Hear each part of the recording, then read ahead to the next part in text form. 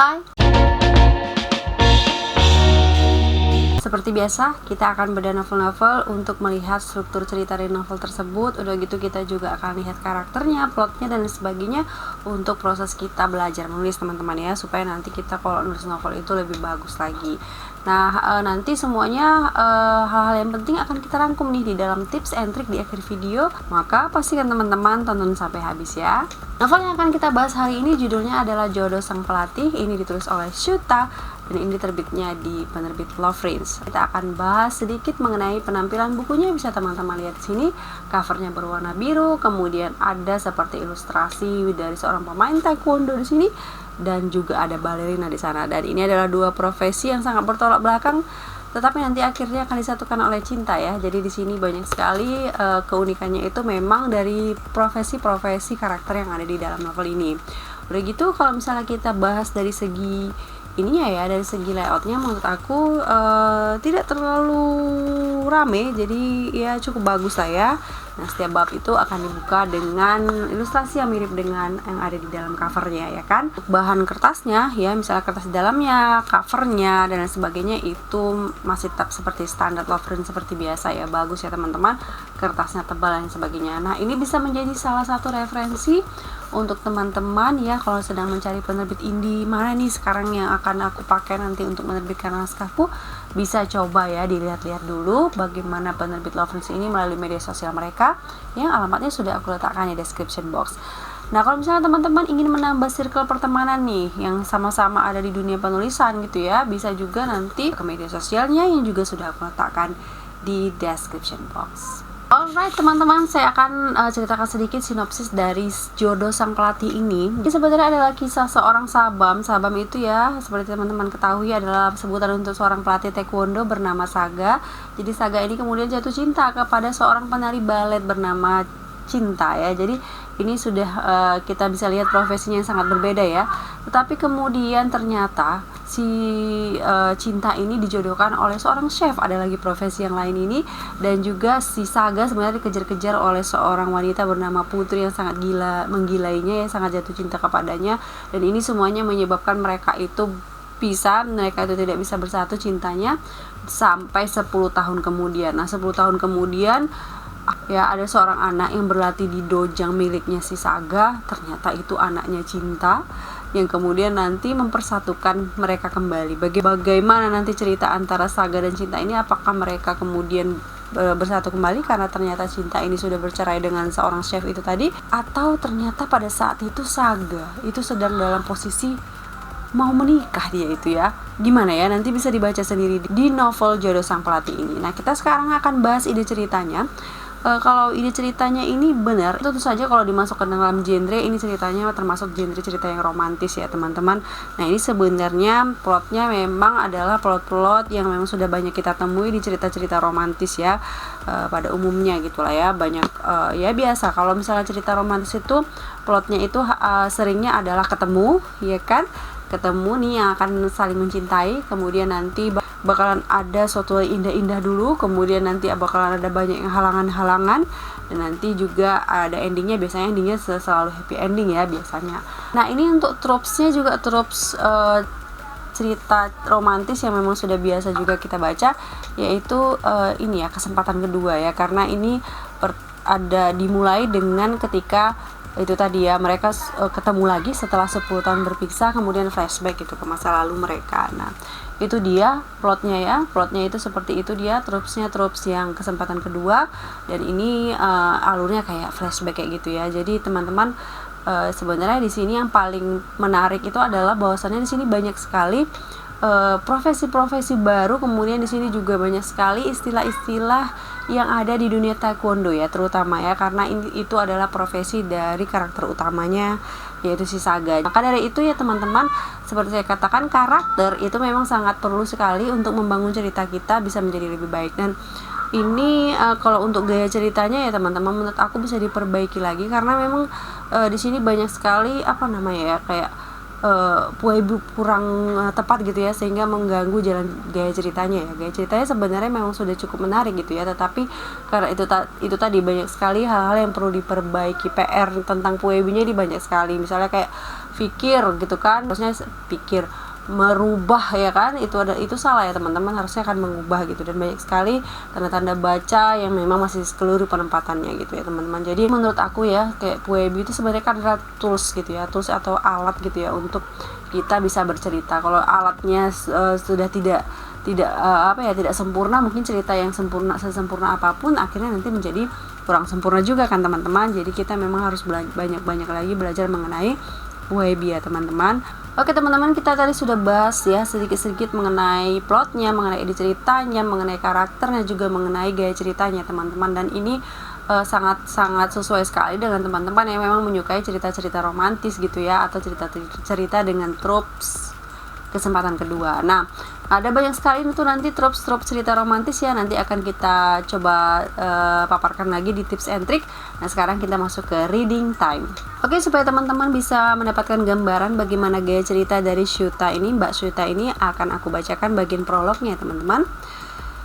Suasana kejuaraan taekwondo antar klub berlangsung meriah. Perwakilan dari 30 klub hadir untuk mendukung timnya yang berlaga.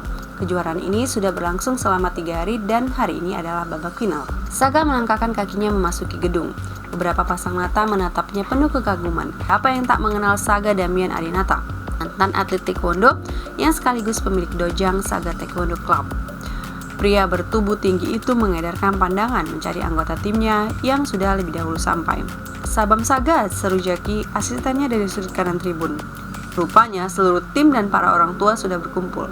Saga tersenyum dan berjalan menghampiri mereka. Arkan sudah siap? Tanya Saga pada Arkan yang sedang memasang sabuk. Sudah Sabam, jawab Arkan. Nah, ini tadi ada sebuah part yang dibuat part sendiri tapi tidak memiliki inti yang kuat gitu ya. Sebaiknya jangan begitu ya teman-teman. Kalau kita mau buat part ya, sebuah part atau sebuah scene itu seharusnya kita memiliki cerita juga di dalam part-partnya itu ya, gitu ya kan. Kita lanjut ya. Arkan sudah siap? Tanya Saga pada Arkan yang sedang memasang sabuk. Sudah Sabam, jawab Arkan.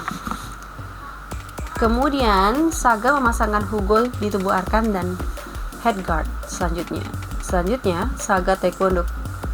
Nah, ini seharusnya dibikin dalam tanda kutip ya, karena ini adalah announcer ya. Ya, suara announcer itu ya kan termasuk dialog yang langsung gitu ya. Ini tidak dibikin tanda kutip. Jadi kayak narasi biasa gitu ya. Selanjutnya Saga Taekwondo Club Arkana Hersa Putra ya, seharusnya ada tanda kutipnya seperti itu. Ya, dan seterusnya ya. Teman-teman nanti bisa baca sendiri gitu ya. Itulah kira-kira pembuka dari Jodoh Sang Pelatih ini ya. Bagi teman-teman yang suka dengan cerita-cerita yang mengandung banyak profesi-profesi ya, sekaligus kita mendapatkan insight mengenai profesi-profesi tersebut, bisa nanti langsung dibaca Jodoh Sang Pelatih ini. Nah, kita sekarang memasuki tips and trick. Baik teman-teman, sebelum kita akan membahas mengenai tropes cerita-cerita romantis, yang pertama ini hal yang mungkin penting ya menurutku ya, dimana kita ini mengenai dialog tag ya teman-teman. Dialog tag itu adalah suatu kalimat atau suatu frase gitu ya untuk melanjutkan atau untuk menerangkan dialog. Jadi misalnya, aku pergi dulu, kata ibuku, misalnya seperti itu ya. Kata ibuku itu adalah dialog tag ya teman-teman. Nah, mungkin kita sudah paham, tapi tidak semua dialog itu harus diikuti dengan dialog tag ya teman-teman. Jadi kalau misalnya dialog itu sudah sangat jelas diucapkan oleh siapa dan sudah sangat jelas kira-kira bagaimana ekspresi dan bagaimana aksi ketika mengatakan dialog itu, menurutku atau sebaiknya dialog itu tidak perlu diberikan lagi di dalam dialog itu. Nah, misalnya di sini ada contoh di halaman 42, ada seorang yang memanggil si Saga gitu kan. Kang Saga. Suara yang Saga kenal memanggilnya dari pintu gedung olahraga kampus. Saga menoleh dan melihat Sultan berjalan menghampirinya. Ada apa Tan? Tanya Saga. Nah, ketika ada apa Tan tanya Saga, dialog tagnya itu kan tanya Saga ya, frase yang menjelaskan ada apa Tan itu sebenarnya tanya Saga itu tidak perlu lagi, karena pastinya yang menyahut itu sudah pasti adalah si Saga kan, karena si Saga yang dipanggil gitu. Jadi ada sebuah kondisi kalau memang sudah jelas dialog tag itu tidak perlu, karena nanti itu imbasnya ada sama pembaca ya teman-teman. Kayak pembaca itu kayak merasa udah tahu loh gitu kan. Jadi sebagian dari pembaca itu tidak terlalu suka untuk di direct ya. lebih suka mereka untuk lebih banyak menggunakan imajinasi mereka sendiri ya gitu ya. Dan satu keberhasilan dalam menulis itu sebenarnya bagaimana kita bisa membuat pembaca itu berimajinasi sesuai imajinasi mereka kan gitu ya. Nah itu yang pertama. Yang kedua, aku juga merasa heran nih, ada sebuah grup kepenulisan gitu yang anggota grupnya tuh sering nanya, ngasih gambar gitu ya, bagaimana teman-teman mendeskripsikan ini gitu. Jadi isinya seperti itu. Kalau menurut aku deskripsi itu itu adalah hak masing-masing penulis ya gitu ya. Disitulah menyenangkannya menulis itu, bagaimana kita menciptakan deskripsi sesuai dengan diri kita sendiri gitu ya. Jadi kayak kalau kita kayak menanyakan kepada orang lain, jadi seni menulis yang kita lakukan itu agak hilang gitu ya teman-teman. Disitulah enaknya menulis ya, bagaimana cara mendeskripsikan sesuatu tindakan misalnya, atau ekspresi misalnya, atau kondisi batin karakter kita misalnya. Disitulah enaknya gitu. Jadi kalau ditanyakan sama orang gitu ya, atau ditanyakan sama penulis lain, apa esensi kita nulis gitu ya, itu menurut pendapat aku ya teman-teman. Ya itu bisa setuju, bisa juga nggak setuju ya, itu terserah teman-teman. Apakah teman-teman setuju kalau misalnya bertanya mengenai sebuah deskripsi pada orang lain? Komen di bawah ya teman-teman. Kalau nggak setuju juga komen di bawah. Ya kita sekarang lanjut, seperti yang tadi ada ini ya, tropes mengenai romantis ya. Nah ini aku ada sumber, nanti teman-teman bisa lihat sendiri di Google. Nah ini aku juga carinya di Google.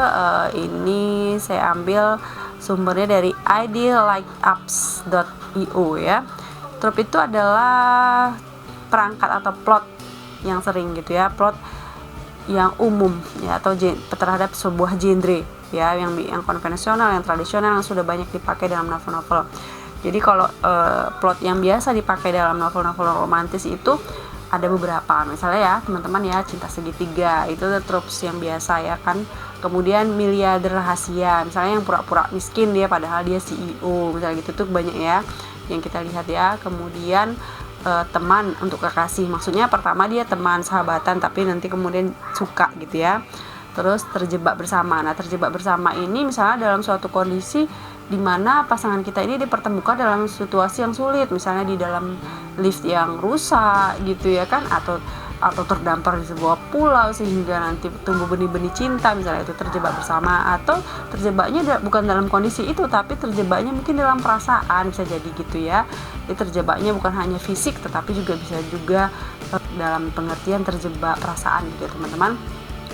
Nah misalnya juga musuh untuk pecinta, maksudnya ini sering sinetron ya, awalnya saling benci, udah gitu ini jatuh cinta gitu ya. Terus yang selanjutnya yang sering ada itu adalah cinta terlarang ya. Ini misalnya kayak cerita-cerita Romeo and Juliet dan sejenisnya ya. Keluarga besarnya saling bermusuhan, atau misalnya mereka adalah saudara gitu ya. Atau misalnya cinta terlarang ini bisa jadi mungkin yang terjadi pada yang sudah punya pasangan masing-masing gitu ya. Itu dia. Atau juga pasangan hidup, ini tentang karakter yang dihadirkan untuk bersama sebagai cinta sejati satu sama lain. Ini diberi konflik ya, misalnya diberi konflik karena mereka berpisah harus beda negara, atau misalnya mereka berpisah karena bencana alam, atau mereka berpisah karena suatu kondisi peperangan misalnya gitu ya. Itu bisa.